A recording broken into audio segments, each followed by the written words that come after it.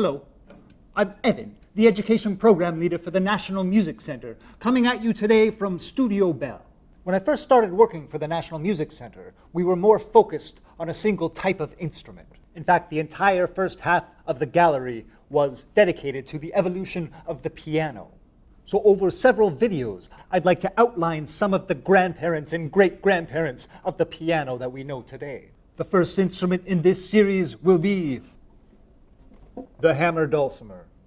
We're going to use the Instrument Exploration Toolkit to look at the Hammered Dulcimer's design. We're going to figure out what part vibrates. We're going to control the vibration. We're going to discuss the timbre, and then we're going to make some music.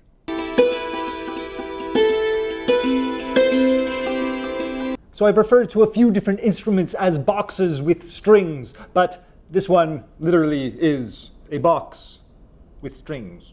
It's about this thick. It is shaped like a trapezoid. This is so that you can have longer strings at one end than the other. There's a large bridge down the middle and a sound hole on either side. The strings are anchored at this point, and on this side they are twistable. Like a piano, you do not tighten these by hand, but you use a special tool to tighten and loosen them. But really, there's not much to it. This is a very simple design, which is why versions of this instrument showed up all over the world. In fact, string instruments that you hit with hammers go back at least as far as the ancient Assyrians. This developed into the Iranian santur. This instrument spread to India and became the santur. In Eastern Europe, a very popular instrument was the cymbalom, and also moved to Asia, giving us instruments like the yanqing in China, the kim from Thailand, and many others. So what part of the hammered dulcimer vibrates?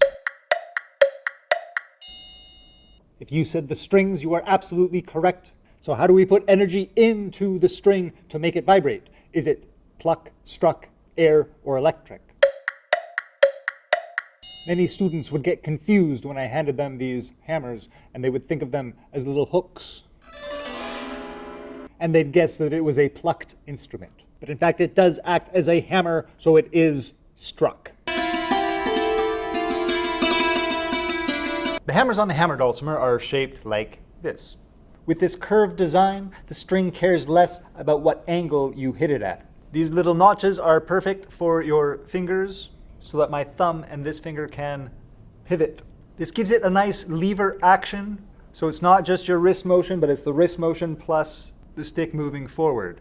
You also do not want to hit the string and keep it there. You want to allow it to bounce off to let the string ring out. This is very much like a regular drumstick. You do not want to hold it too stiffly, rather it bounces in your hand.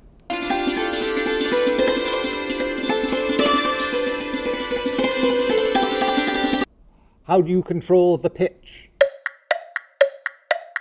A lot of string instruments have frets or places that you can push down to change the pitch of the string, but on the hammered dulcimer, each of them is meant to play a specific note or pitch. So I change my pitch by just hitting different strings.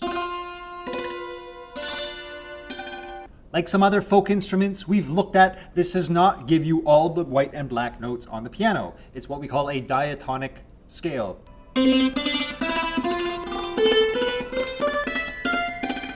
An octave plus a perfect fifth. Now there are also strings on this side of the bridge, and these strings should be a perfect fifth apart.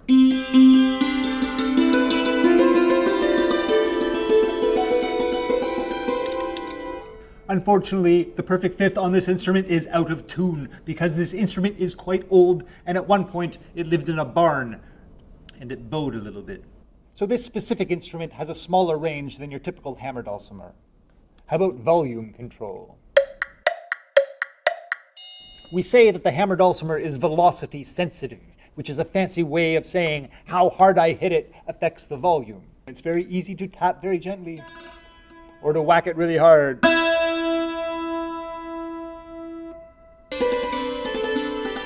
Overall, string instruments have a similar sound, but there's a few things that change the timbre of this instrument. First of all, each pitch has 3 strings tuned to the same note. Having 3 strings ring out instead of 1 gives the timbre a fuller sound. Another thing that really changes the timbre from this instrument to the piano are my hammers. The fact that I am hitting them with a solid piece of wood really changes the sound. Some of the Hammered Dulcimer's cousins modify the sticks, wrapping it in cotton or having certain parts with rubber. So by putting a rubber band on the end of this, it changes the timbre quite a bit.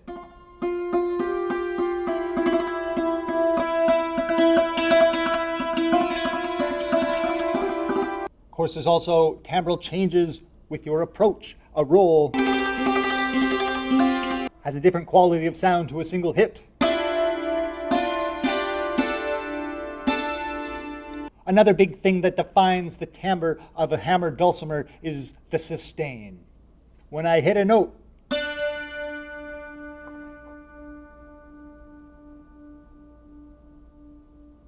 it rings for a while. On one hand, this makes the instrument quite beautiful. Just notes and notes. On the other hand, it gets overwhelming pretty quickly. So sometimes you find variations where you get dampers that stop the vibration.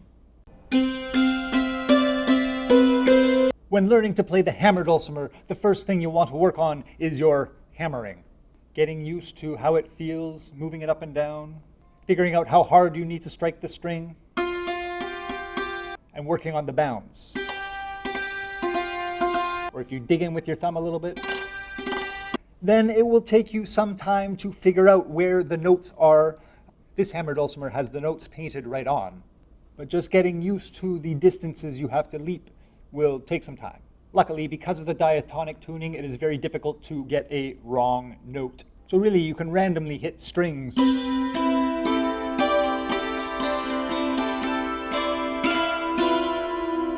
it might not be brilliant, but it sounds okay.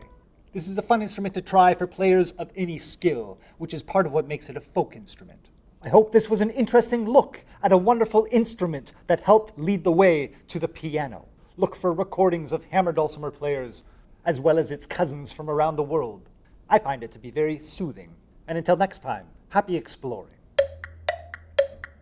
Thanks for watching. Please like, share, and/or subscribe. Also, the National Music Center is a charity that relies on donations. So if you have the means and feel like it, please go to studiobell.ca/donate.